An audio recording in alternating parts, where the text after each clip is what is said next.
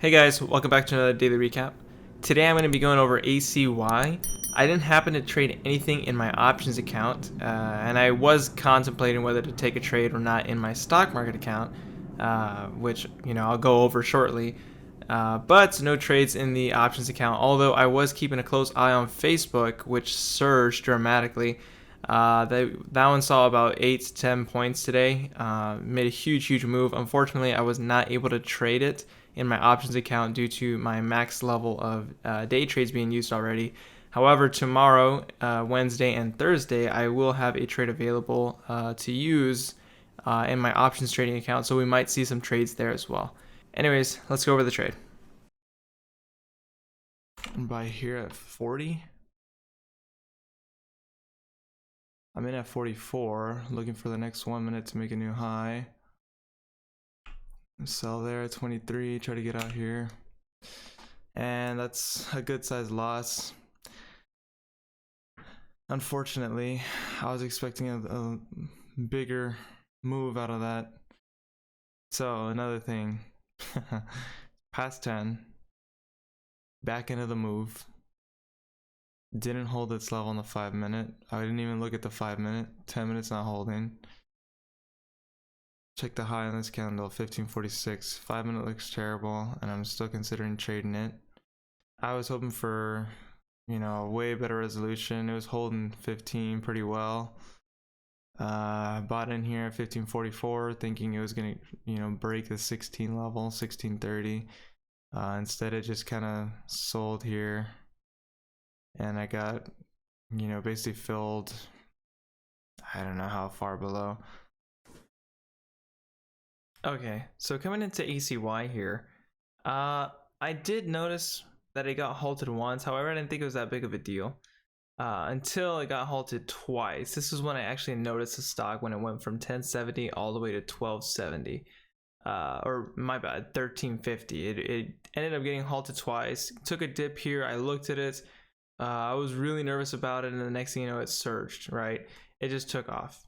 So after that, I was like, oh, I really need to eyeball this. However, I was watching another stock at the time, and I ended up missing this move up here as well. I missed this entire move. I actually saw it as it was halting into getting into the next circuit breaker halt here. So I missed this entire surge, and I didn't have a chance to capitalize on it. I wanted to watch for a pullback coming out of it, which it ended up doing here. It ended up, instantly pulling back and getting a halt going down. However, when it held support close towards VWAP somewhere, this is when I attempted to get in. The order is not there, as you could see, but I had noticed that it was holding very well, and I was about to take an entry position here. However, the new minute just opened, and as soon as it opened, it went from 1380, which I was watching it at, in just a split second, from 1380 to 1450. And I didn't even press the buy button because I got really freaked out by that. So my goal here was to at least get an entry for the break of this resistance level. I noticed that it was kind of having a hard time holding over 15. As you see here, I was waiting for a proper pullback on it.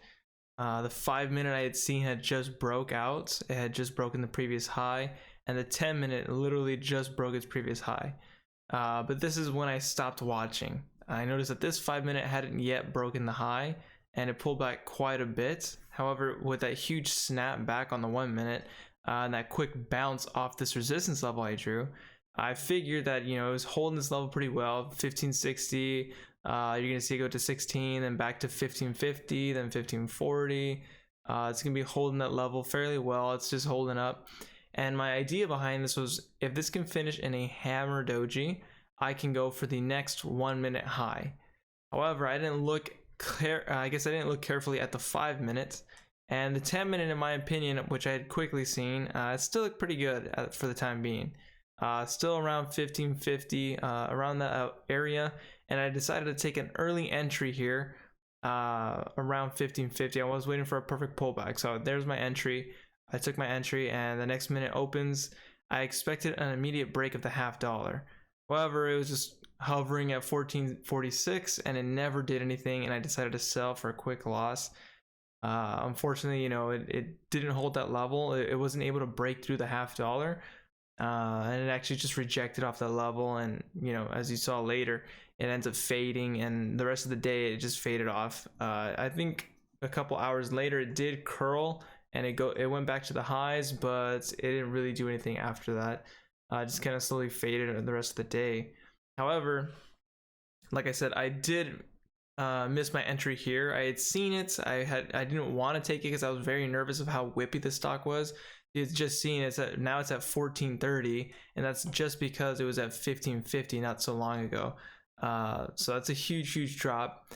I missed this entry here, and I completely missed this entire move here just because I was watching another stock that I had figured had more potential.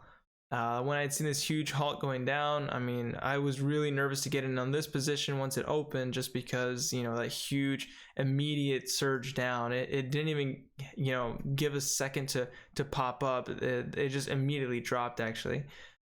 This candle here, like I said, I was attempting to get in, but by the time I actually wanted to get my entry, you know, it was already in that, I guess, 58, 59, and then boom, new minute. And as soon as I was about to get my entry, it just went from 1380, as you see here, and it immediately hit 1450. So I had